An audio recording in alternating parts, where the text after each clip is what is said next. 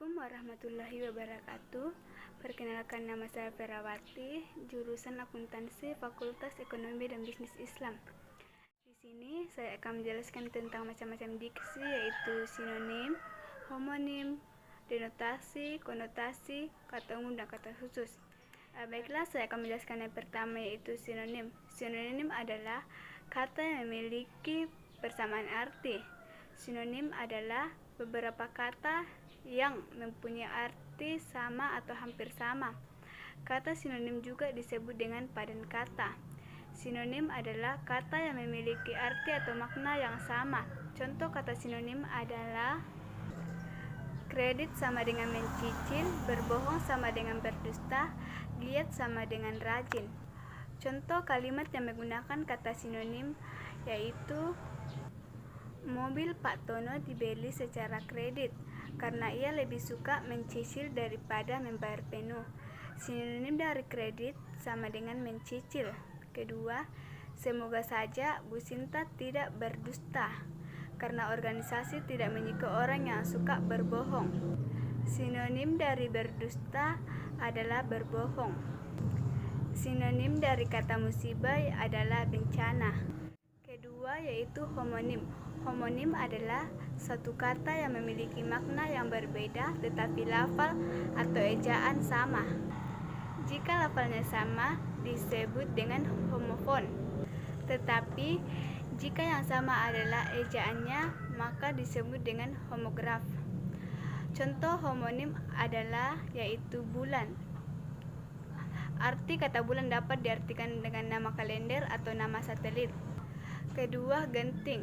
Genting dapat diartikan sebagai gawat atau atap rumah. Rapat dapat diartikan yaitu pertemuan atau tidak renggang. Contoh homograf adalah kata tahu atau makan yang berhomografi dengan kata tahu yaitu paham. Dua, buku. Buku dalam artian kitab yang berhomografi dengan buku yaitu tempat pertemuan dua ruas. Ketiga yaitu makna denotatif. Makna denotatif yaitu adalah makna yang sebenarnya atau makna yang sesuai dengan pengertian yang dikandung oleh kata sebuah kata. Kata makan artinya memasukkan makanan atau sesuatu ke dalam mulut, dikunyah dan ditelan. Arti kata makan tersebut ialah makna denotatif. Makna denotatif disebut juga makna umum. Contoh kalimat denotasi yaitu 1. Jika libur sekolah, Dinda tidak beranjak dari tempat tidurnya, maknanya beralih. Kedua, sebelum menaiki gunung, kami singgah di sebuah gubuk kecil, maknanya mampir.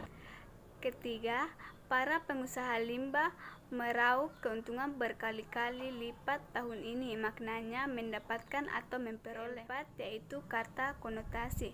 Konotasi berbeda dengan denotatif. Makna konotasi merupakan kata atau kalimat yang mengandung makna yang tidak sebenarnya.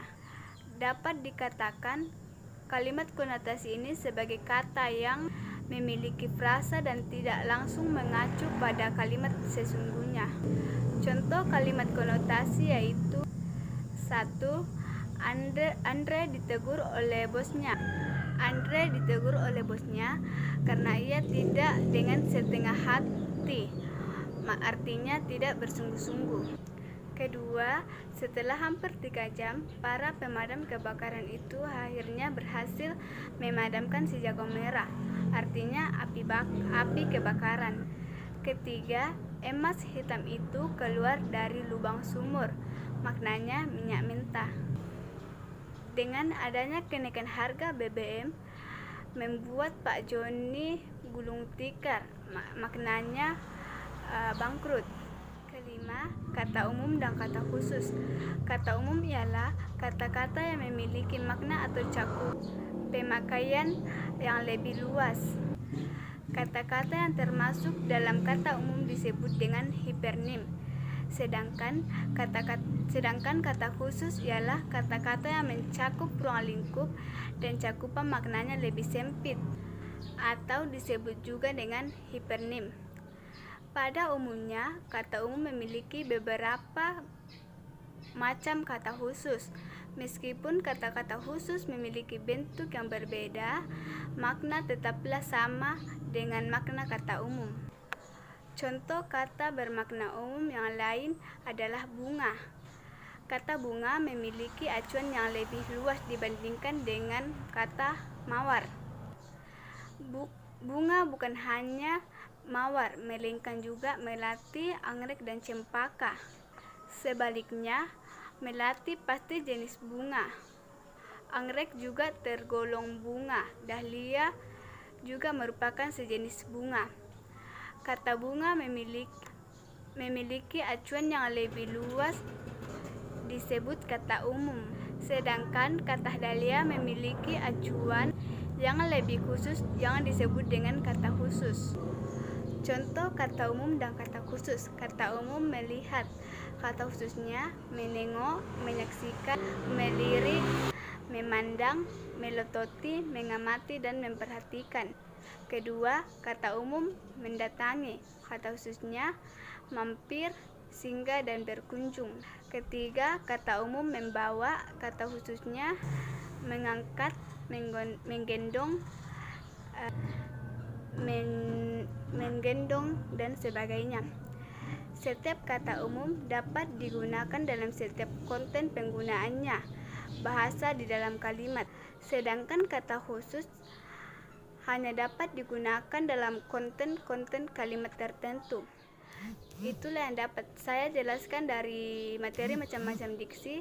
Sekian, Assalamualaikum warahmatullahi wabarakatuh.